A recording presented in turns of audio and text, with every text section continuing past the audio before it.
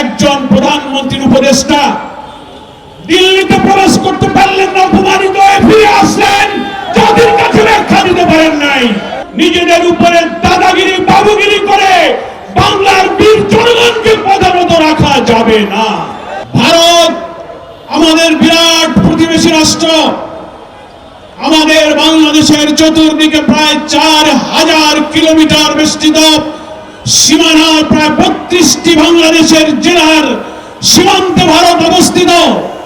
বরাবরই কাঁটাতারের বেড়ায় পুশিন, হত্যা, বর্ডার কিলিং, আমাদের পানি সমস্যা নিয়ে আমাদের প্রতি আপনারা আগ্রাসী আচরণ করেছেন সব সময়। কিন্তু এবার দেখতে পাচ্ছি পশ্চিমবঙ্গে বিজেপির শুভেন্দু অধিকারী মুখ্যমন্ত্রী হওয়ার পর নতুন করে আগ্রাসী ভূমিকা অবতীর্ণ হয়েছেন।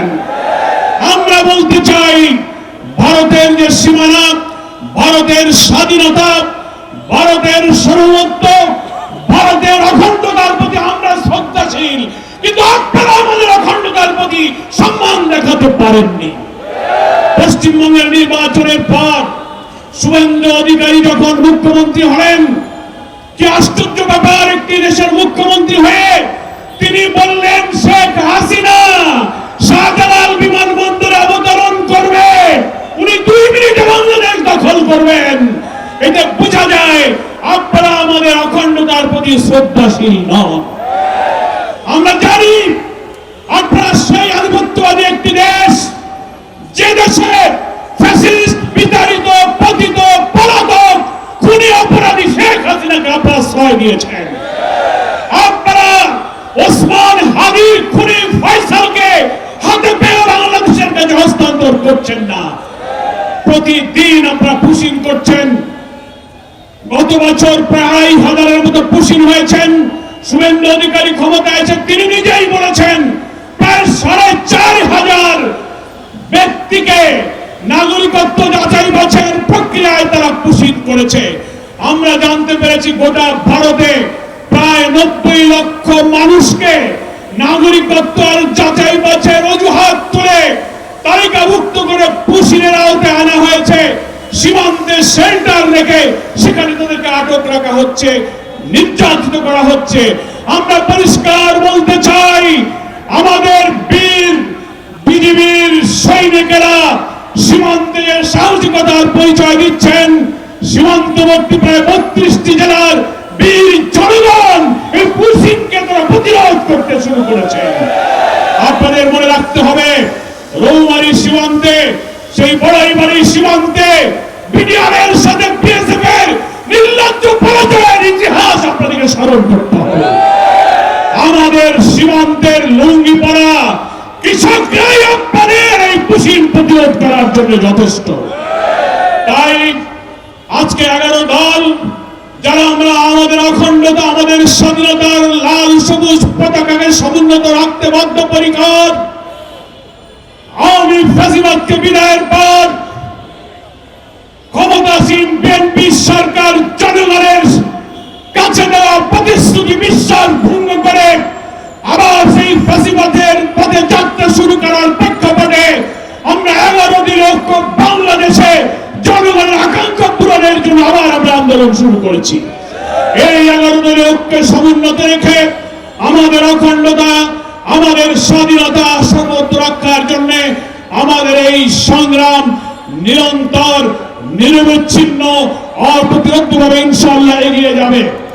আমরা ভারতীয় সরকার এবং দেশের স্বাধীনতা সার্বভৌমত্বের প্রতি যেমন সম্মান দেখাই, তেমনি বাংলাদেশের সীমানা, আমাদের এই ভূখণ্ডের পানি সমস্যা, সীমান্ত সমস্যা, ব্যবসা বাণিজ্যের সব ক্ষেত্রে ন্যায্যতা, সমতার ভিত্তিতে আমরা সম্পর্ক চাই। আমরা বৈষম্য, আধিপত্যবাদী এবং নিজেদের উপরে দাদাগিরি বাবুগিরি করে বাংলার বীর জনগণকে প্রধানত রাখা যাবে না। আমাদের সংগ্রাম চলবে। আপনারা ঐক্যবদ্ধ থাকবেন। জনগণের প্রতি, দেশবাসীর প্রতি আমাদের আহ্বান থাকবে যে আমরা সব সময় আমাদের অখণ্ডতা, স্বাধীনতার ব্যাপারে সচেতন থাকব। আমাদের ক্ষমতাসীন সরকারের লজ্জা হয় না। আধিপত্যবাদের সেবাদাস, তাদের কাছে দাস বাংলাদেশটাকে আবার তাদের কাছে বিক্রি করতে বসেছে। আপনার একজন প্রধানমন্ত্রীর উপদেষ্টা দিল্লিতে প্রবেশ করতে পারলেন না, অপমানিত হয়ে ফিরে আসলেন, যাদের কাছে ব্যাখ্যা দিতে পারেন নাই।